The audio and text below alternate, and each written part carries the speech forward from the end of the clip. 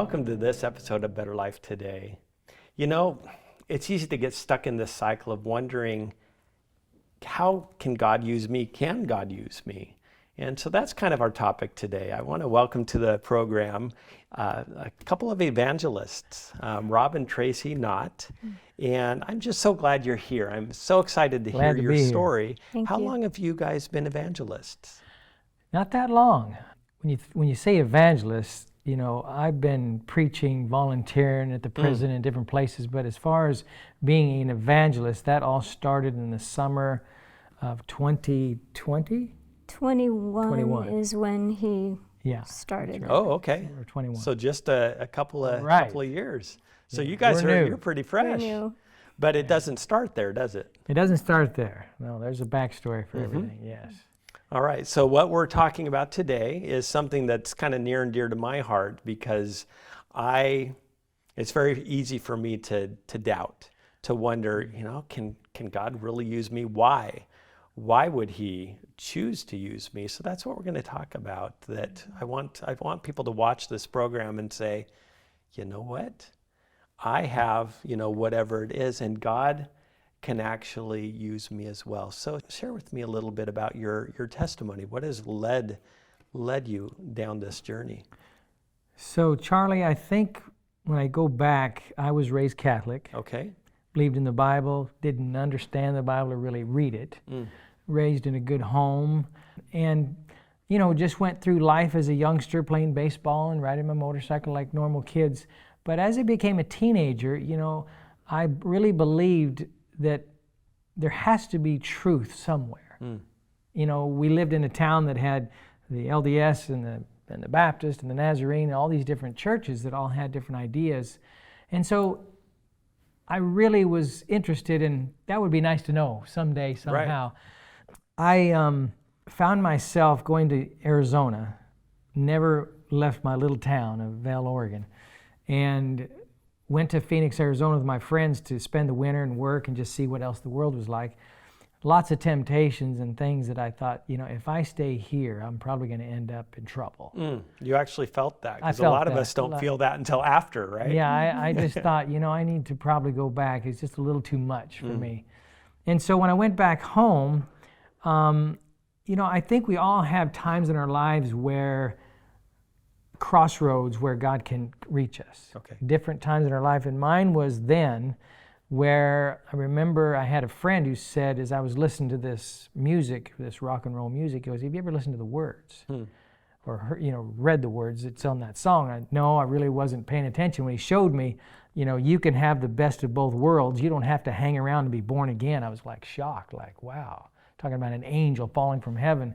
I thought, man, you know, that was interesting. And so my interest was perked or sparked in wanting to know truth and really not knowing the Bible. It was nice. It would be nice to understand it. And so Bible studies ensued, and I was in the bottom story of a little Adventist church in Vail, Oregon, where I lived, listening to a man pencil out Daniel and the prophecies on a chalkboard, looking at my Bible and this, you know, the image of Daniel with a Babylonian head of gold and silver and on down. It all just fit.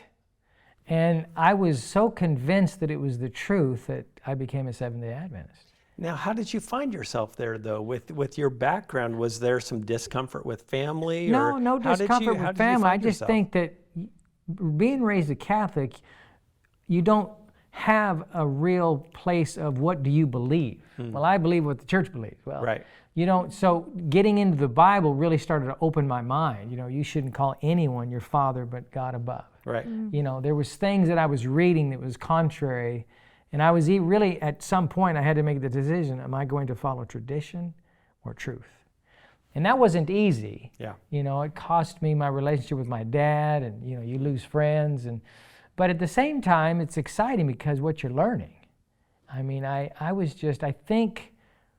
think that's the difference sometimes. It's not that an Adventist who's raised Adventist can't be excited, but when you don't ever have it and see it, it's a different experience. Right. And so when I saw the truth of what the Adventist message was, the three angels' message, it was exciting to me that guess what? The natural flow was to share that. Right. It wasn't like, well, I don't want to tell nobody. Man, the devil is so sly in how he's going to deceive the world, and I need to, open people's eyes in my little sphere. Right, for sure. And so that's how that began. I began in different ways. I was a call porter for probably 6 years because someone came to our church and handshook at the door. Young man, have you ever thought about being a call porter? And I'm like, what's a call porter? Someone who sells books. Well, I remember reading those books and being so excited about it, it wasn't hard to me to board the ship. To take that next step. Yeah, to take that next step. And so I was in Montana selling books. And, I remember how the devil almost thwarted my plan, or God's plan for me to be a messenger, a book salesman of our books. And I remember I was working at a dealership in the body shop, and my paradigm had changed as I read Steps to Christ and the Bible and Great Controversy, these beautiful books that our church puts out. I was like, this is gold. I mean, this is so good. I was just like drinking it up. And it was just so amazing to me that my paradigm was changing, where I thought my 56 Chevy was everything. Yep. And, it was changing from valuing these things to the bum on the corner has so much value. People have value. God, Right. Rob, I want you to put your time and energy into people. And so that's where this idea came of me going to Montana to work as a call porter. And I remember the parts guy, as I came around the corner to get a part a few weeks before I was going to leave, he goes, let me get this straight. You're going to leave a perfectly good job with benefits and all that. You're going to try to sell books where people can't even give religious books. You're not going to go anywhere. It's going to be a big flop. It's a failure. And so, it's almost like the devil pulled back a bow and shot an arrow. And, but I remember there was a book that I'd been reading prior to this point, Call Porter Ministry, and it was saying, God is not looking for great talent or superior ability, but someone who's willing to go. I thought, right. Hey, I'm willing to go. Yeah, I fit God that will description. I'm willing to go. And so God never let me down. Yeah. Everything was always taken care of. And so I think if I could say this prematurely as we go through the program, is that as my faith was strengthened that God took care of me here, each step of the journey was easier to take the step because I saw how God was leading Right. in the past and hadn't let me down, or I'm not in the gutter somewhere starving to death. Or, Right. So then I came back, and the book work changed, and it wasn't long before there was a person in my church preaching, and he shakes my hand at the door. Have you ever thought of doing prison ministry? And I'm like, and again, the devil tries to throw things, Right. and this is going to happen. And we spent 15 years in there. Some of the best years of my life was going to prison as a volunteer, I tell people. It's a good way to go in, I hear. Yeah. Much better. Yes. So all along the way has been this faith growing, strengthening, going in and sharing with the men, but you being blessed by sharing. Because I really believe how a person's faith stays active or engaged is as you share, your own faith grows. Right. If you're not sharing or involved in people's lives, it's easy to be focused inward. Right. And then the discussion becomes, I'm not happy because of the color of the carpet in the church. Right. And I'm this and I'm that. Instead of let's get focused on reaching, having the vision to reach people, we quit focusing on those other things. So Tracy, at some point here, your life intersected with this as well. Right. When was that? That was not until 2006. Okay. Yeah. So we both had previous marriages that spouses decided to go a different way, unfortunately. And God brought us together in 2006 at a Adventist singles retreat of all things. And life was pretty good. I never had children. He had 3 beautiful daughters. And so I became stepmom, and we struggled through, some step family things. And through God, He's just worked it all out beautifully. Amen. Yeah. So we have a loving relationship, now, and it's lovely. But along the way, I'm a retired nurse, and Rob was selling insurance, and at some point his business was growing, and we decided that I would retire from nursing and help him. And we became, this team that we were able to serve customers. And we worked for a company that didn't have a problem with God, Yeah. So we were able to witness to people in that role, but not to the extent of being in ministry. So. And as you look back on your background, your history, are there any points in your life in that journey that prepared you to be in partnership in evangelism? I hadn't thought of that. I think just as a nurse, you're serving people, always just having that heart for people and lost people or hurting people, So I think just God had that gift in me of mercy and compassion. Right. So I would say mostly that. That's one of my favorite things about God. Yeah.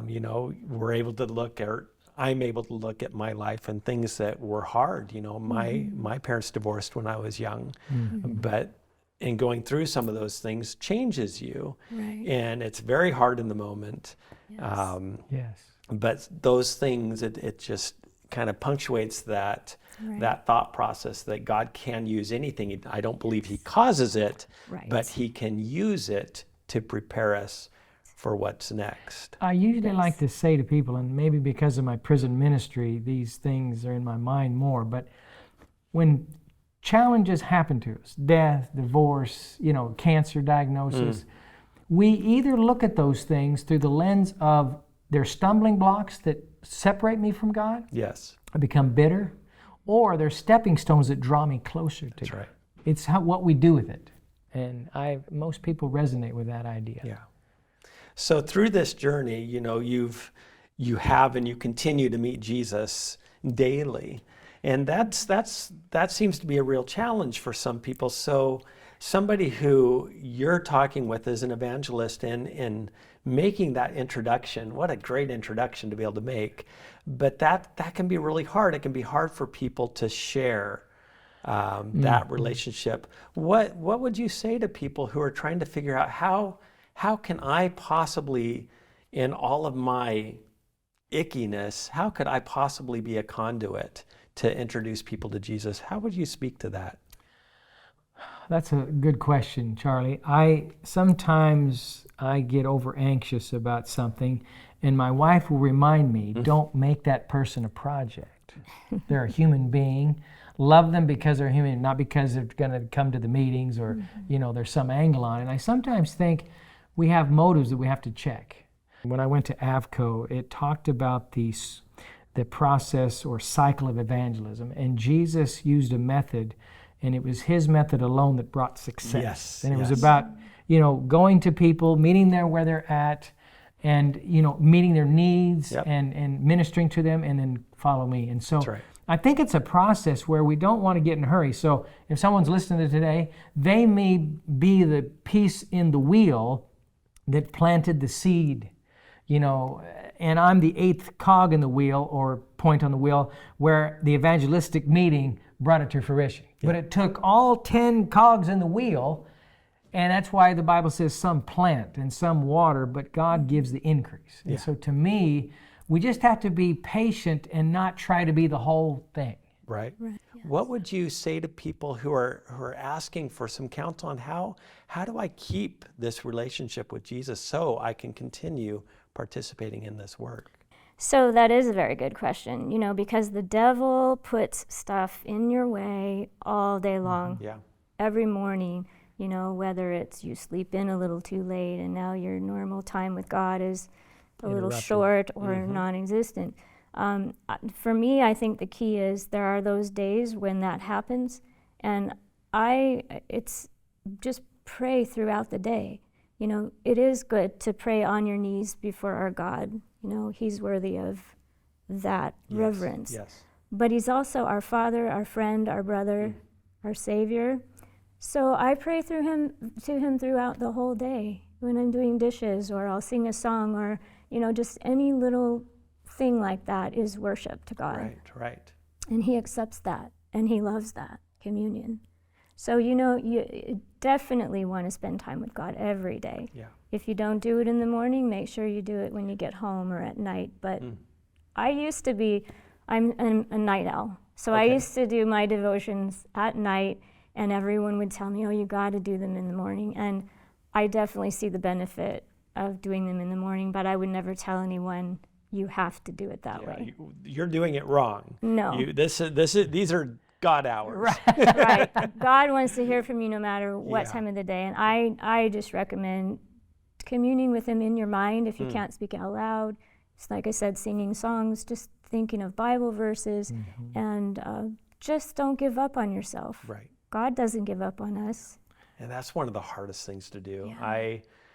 I can be very, very self-critical. So thank you for that. That's Yes. very good counsel. We're a work in progress, so we haven't arrived at the Right. all in, encompassing, this is the perfect way to do it. I think the danger that we face is this: because I'm involved in ministry, because I'm an evangelist, because I'm going over all my notes and reading and preparing for the message, I still need my devotional time. Sometimes we bleed over into thinking I did that when really, we can be very busy with the work and not connected with the Savior. Yeah. And so I think my wife's always reminding me to, before you get all excited about this next message, you need to spend some time with God. And when I was at Avco down at Amazing Facts, we had a gentleman, Dwayne Lemon, and he gave a wonderful talk. And the thing I took away from that was he's a counselor and he visits with people who've been through divorce or challenges that have really thrown the towel in on God. And he said 100% of those people who threw the towel in on God had quit doing their daily devotions. Right. So we sometimes listen to the devil and discount little things.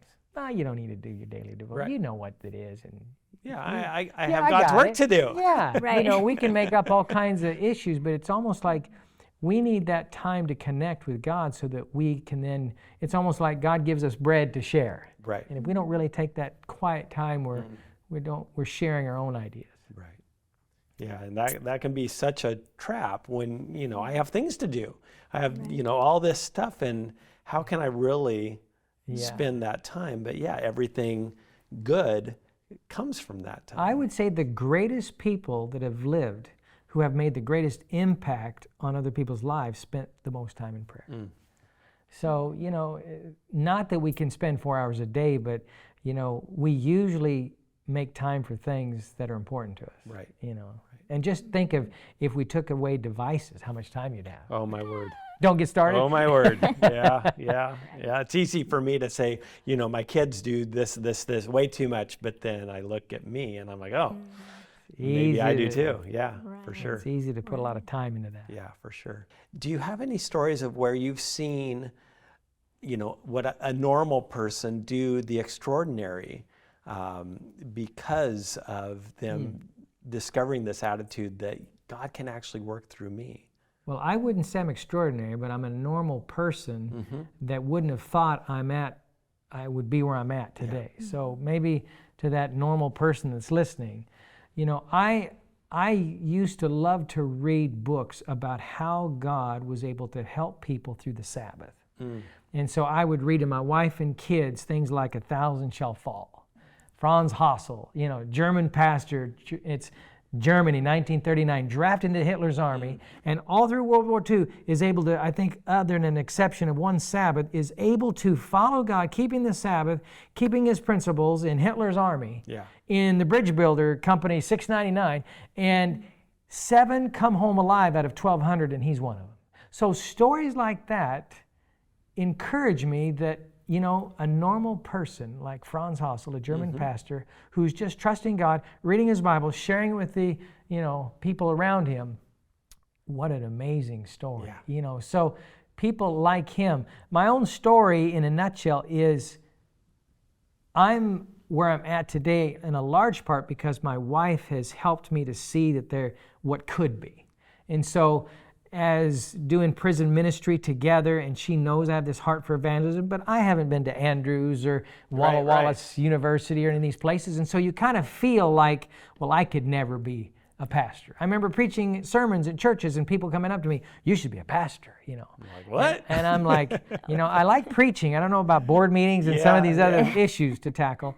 And so it wasn't long before certain things were being connected, and so when we moved to Spirit Lake, Idaho, I accepted they had a position there as a Bible worker. And remember I was telling you, Charlie, that each time I've stepped forward, God always seems to work it out. Yeah. And so I become a Bible worker. And it wasn't long before Tracy, they had shut down AFCO the year of COVID. And so I couldn't go.